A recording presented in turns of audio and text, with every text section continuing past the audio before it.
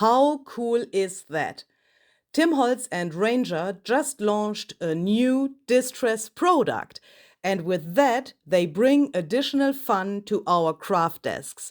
So let's say hello to Distress SPRITZ, and let's discover a few of the endless possibilities we have with this new medium. Hi, this is Luise Heinzel, and today I want to work in this little journal here. I made this journal from a Ranger envelope, and as you can see, here are already some things in it. If you follow my channel, you probably know this journal. If not, please check out the info box below this video. There are several links where you can see how this journal came to life, and you can also find the videos about the pages I have already created in here.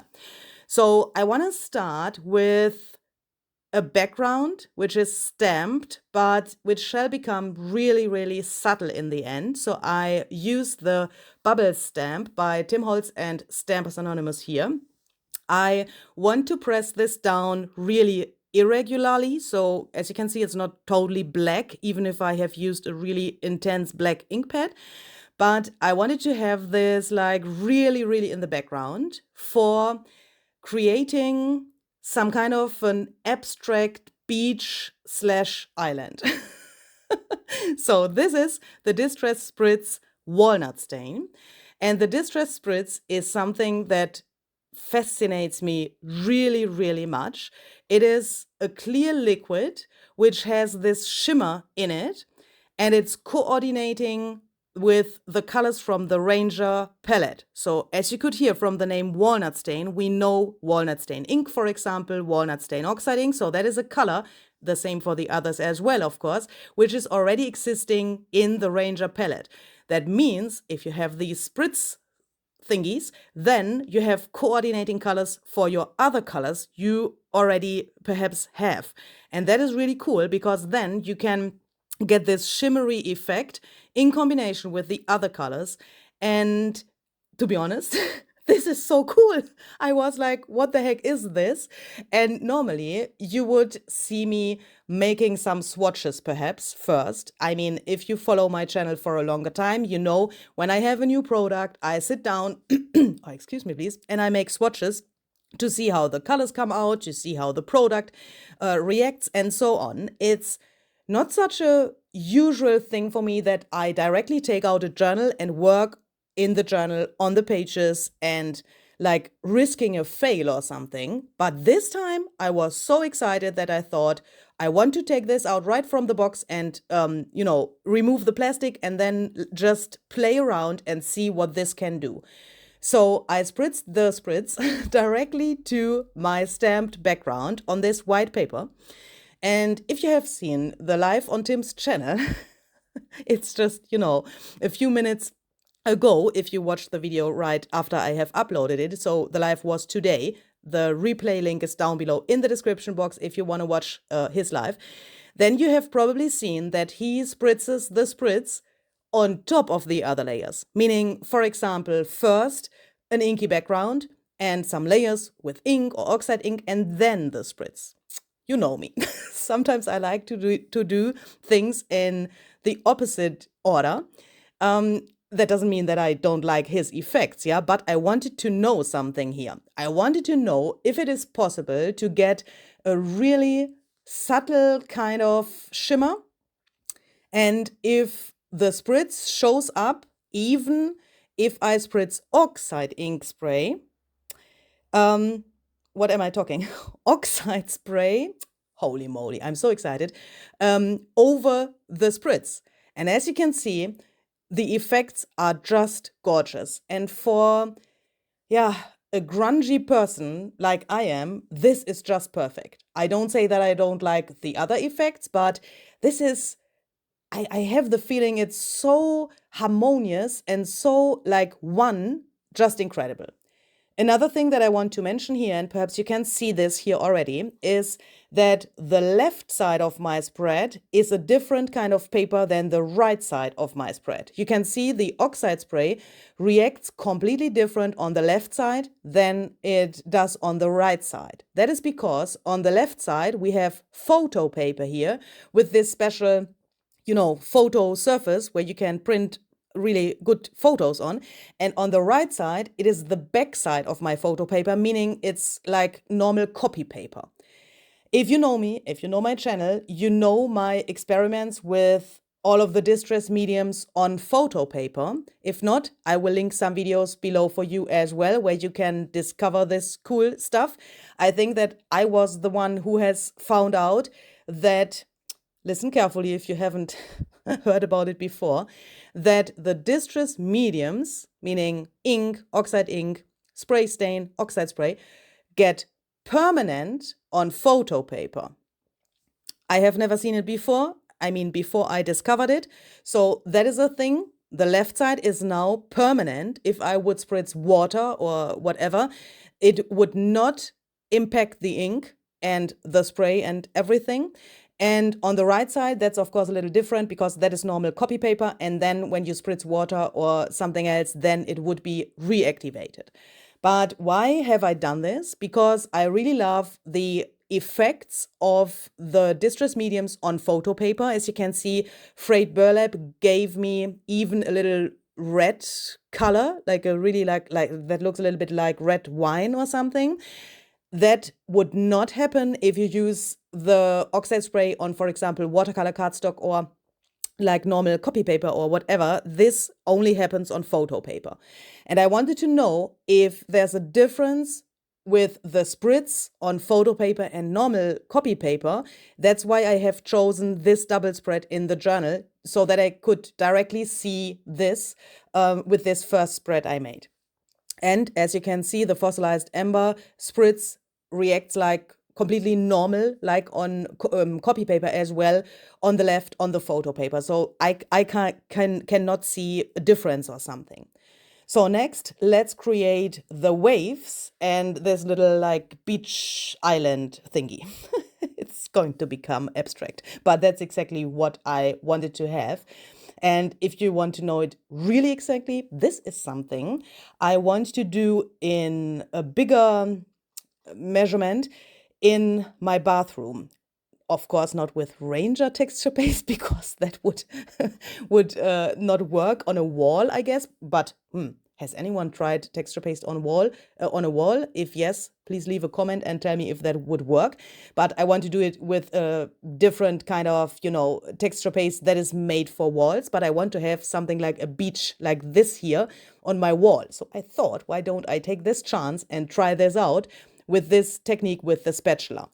So I have taken the texture paste. This is, by the way, the texture paste opaque by Ranger and Tim Holtz.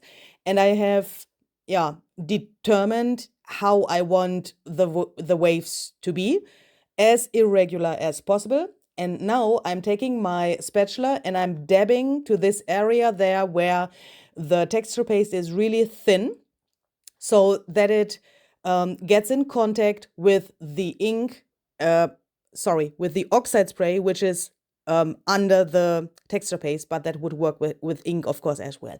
And as you can see, the texture paste gets stained by the mediums which are under the texture paste.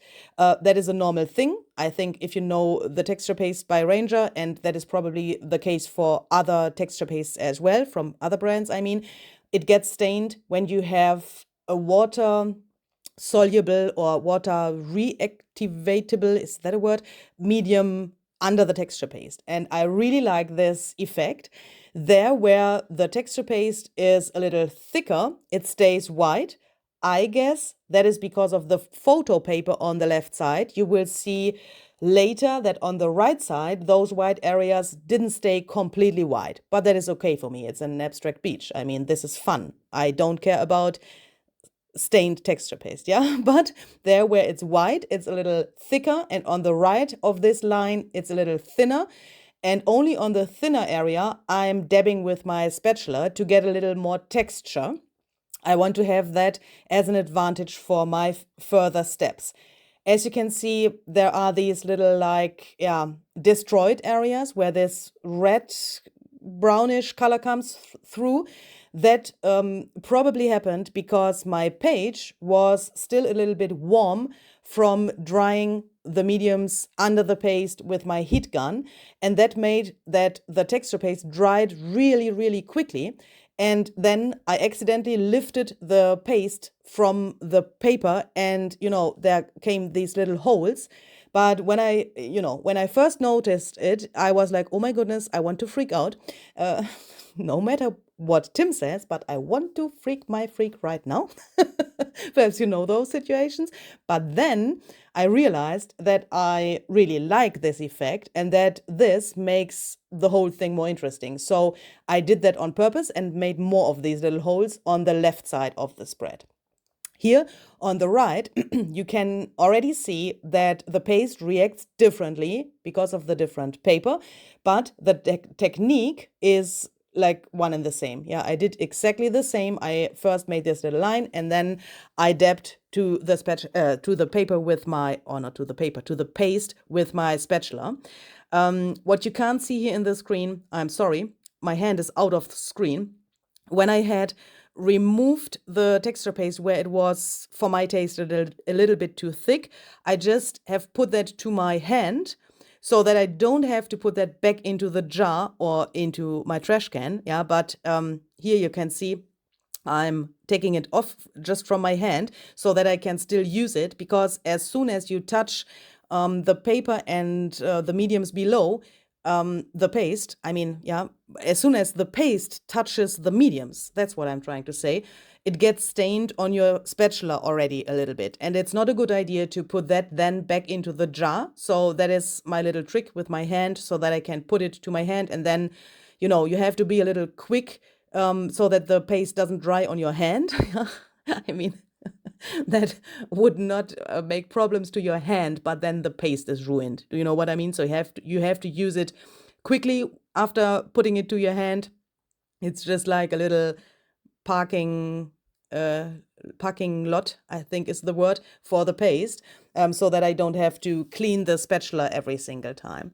So then let's make a second like row of waves. I wanted to have this like really, like there's a lot of wind going on this beach. And for that, I have just taken a little bit more texture paste, and I did exactly the same thing like with the first layer of waves.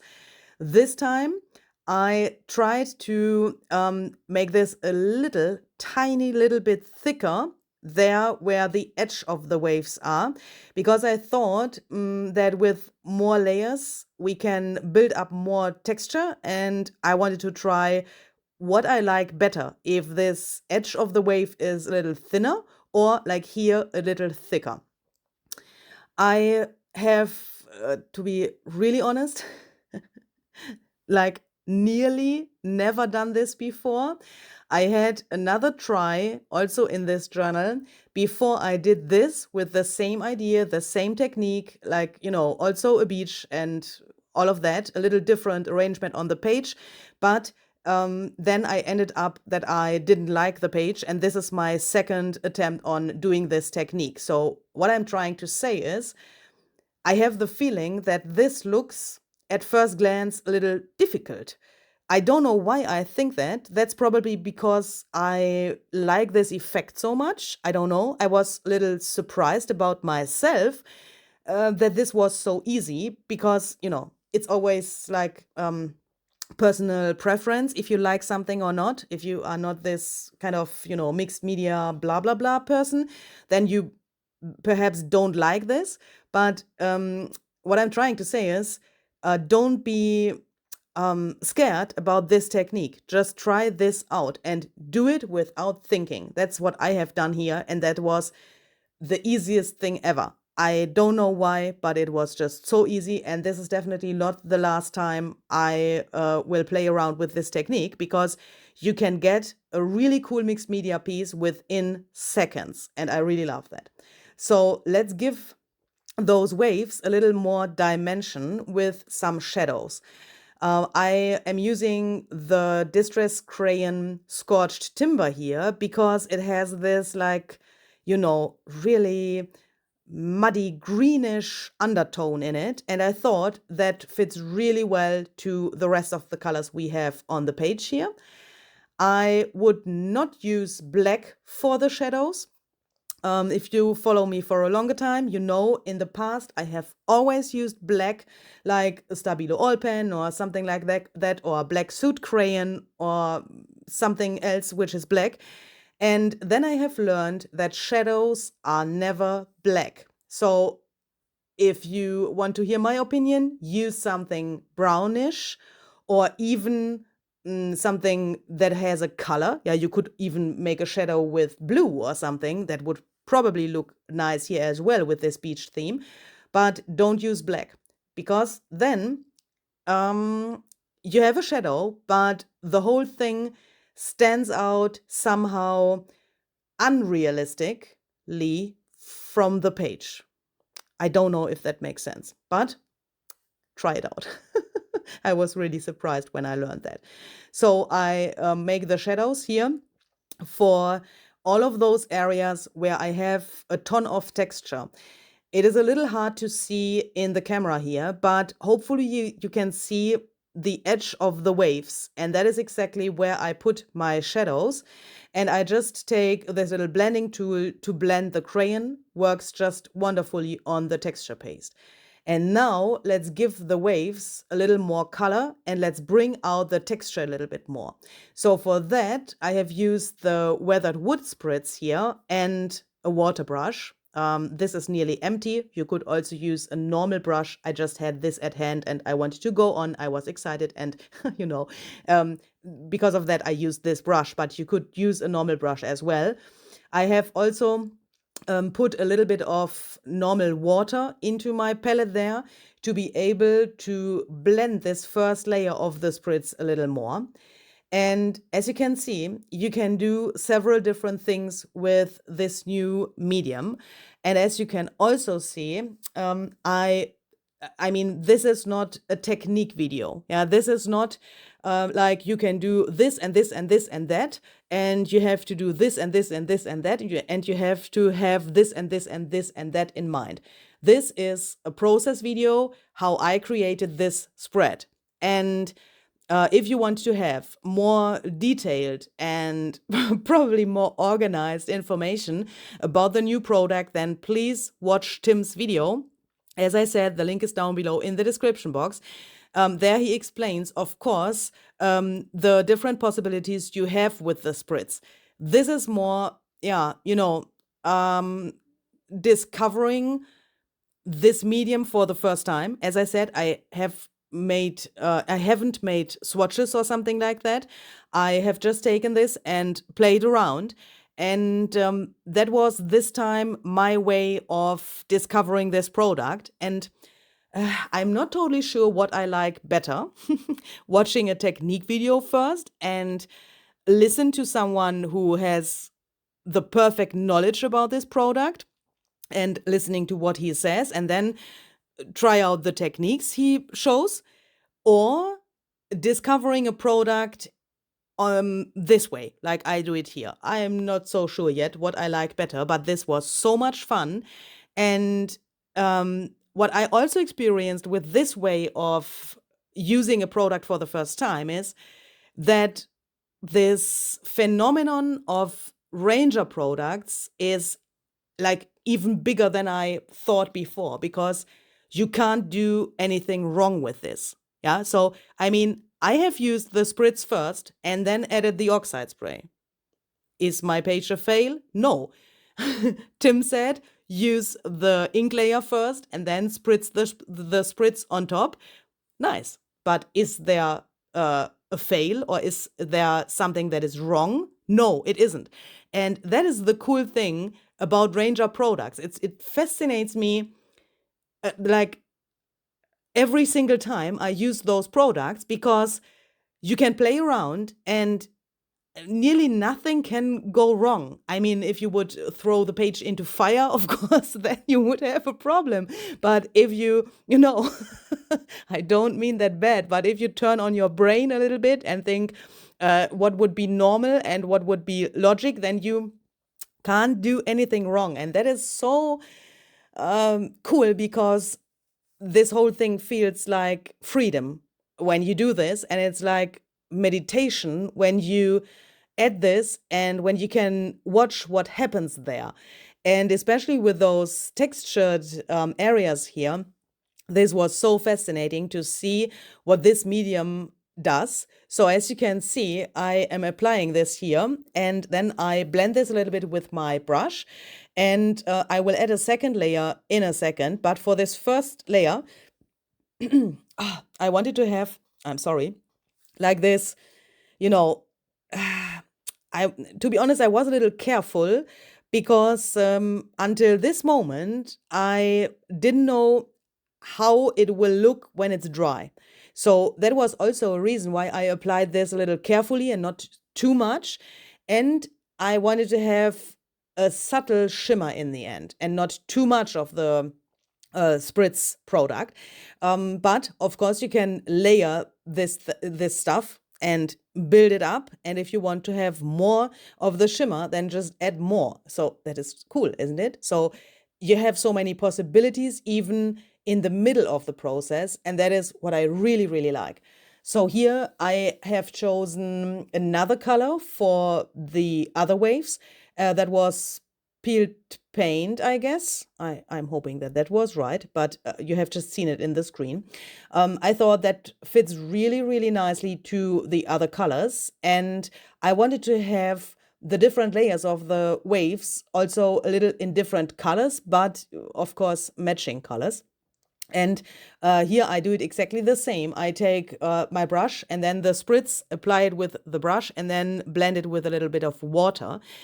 And what I also thought, what could be nice for such a project like this, is you could take the watercolor pencils and then dip the watercolor pencils into the spritz, wait a little bit until the pigment of the pencil gets activated, and then you could go over the texture here with the watercolor pencil, and you would you would get the pigment of the pencil plus the shimmer of, and the color, of course, of the spritz.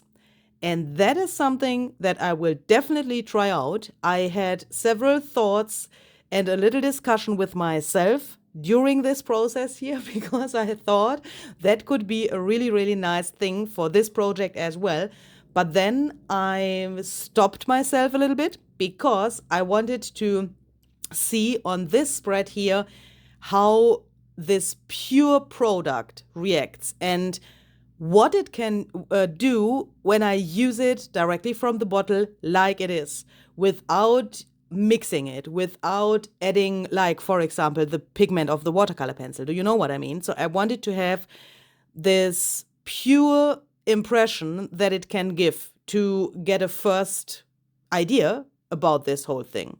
So this is how it looks after 2 layers of the spritz and after drying it. I'm totally fascinated by this amount of texture compared to the time it took me. So, this video is edited. So you see this within a few minutes, but this whole thing, building up the background and the texture and then the drying time, it was approximately, with the drying time, 40 minutes or so. When you apply the texture paste a little thicker, of course, it takes a while until it's dry, but I would say with this amount of texture paste, within 30 minutes, it's completely dry. I haven't dried this with my heat tool because I wanted to avoid bubbles and all of the stuff that could happen. And I wanted to give the mediums under the paste the time to soak into the paste. Because if you dry such a thing with your heat gun, it can happen, but that's only my experience. I don't know if that is the case for everyone. Perhaps it's also about where you live and about the humidity, oh my goodness, this word, the water in the air you have in the area where you live, depending on the temperature, of course. But I have the feeling when I dry something with my heat tool, then there's staining effect of the paste is different. And that is what I wanted to avoid, and that's why I have let this air dry. So then I wanted to give this some kind of a focal point. So I decided for this ideology photo of this couple here. Both of these, I mean, look, this is such a cute couple. So there came immediately a story into my mind. They have met during a holiday on this special island, and they have fallen in love. And because of that, they wanted to have a really nice memory. And, because of that, this spread is here. So I decorated this a little bit. The stamp where it says "Love You" comes from the Abstract Florals set by Tim Holtz and Stampers Anonymous. And these die cuts are by Zizix and Tim Holtz. And I thought it's a good idea to ink them up a little bit, to give them a little bit more dimension. That was a little silly, because with doing that and with adding a little splatters with the walnut stain spritz, I reached a color which was like so matchy-matchy with the background that I couldn't see those flowers anymore. But that was my problem. What I want to show you here is that you can get a really, really cool effect on die cuts with the spritz as well. You can just splatter a little bit, and if you then think, oh, that's a little bit too intense, do what I do here. Just dip the die cuts into the rest of the medium which landed on your mat, and then you can press the splatters a little bit, and then they get a little more subtle and a little more, I would say, detailed somehow. I like this effect here really, really much. Later on, I will cover it up. You will see that in a second because of the this color of the die cuts. But you can see in a second a detailed thing here. Where am I showing you that? Oh, this is my own reminder. Here I am cleaning my mat. That was a reminder I left this here in the video because I wanted to tell you that you can get the spritz off from your glass mat really, really easily. It dries really fast. Here you can see the close-up of the splatters on the die cuts. But when you have that on your mat, I was, in the first moment, I was surprised because this medium dries so fast. And even on the mat, it dries fast, but it's really easy to clean off. And I wanted to let you know that because, sometimes we need information about how to clean our tools as well. After I have glued the die cuts in a little darker color, you can see I've cut that out again and glued it on top. I have also added some more tiny details with some ideology, snippets and this cool tape. Because I thought that looks a little more harmonious, somehow like a frame or so, even if it isn't a frame, but it was so empty in the corners of the page. Do you know what I mean? And then I decided to add a few of these white little thingies. I bought those locally. These are just, I think that is glass or something. You can find those in the card maker section of your craft store. I think you know those. They are like a half bubble or so. And you can glue them down really easily with some strong glue. I have used bookbinders glue to glue these down. That was absolutely no problem on the texture paste. It holds really, really well. I thought this little beach island thing needs a few more details. And I think that fits really, really well to this shimmery texture paste. I've also added this little button because I thought there is something missing in this little corner. And I thought this is a really nice addition. And I've also added a little bit of thread to give it just a little more interest. And by the way, this little flower in her hair is a flower they found on the beach while they had their first date. That is an ideology bouquet flower, of course. So this is what my spread looks like. And I'm so fascinated by this effect of this shimmer depending on the light you have on your paper. Because look, I mean, what is this? This is just cool, isn't it? Depending on the angle, you can or can't see the shimmer. And that makes, in my eyes, a journal even more interactive because you can play around with the light and watch this for hours and be happy. So I hope you like this, and I'm hoping we will see the next time. Have a very great and creative day, and have a nice play with the new Distress Spritz. See you!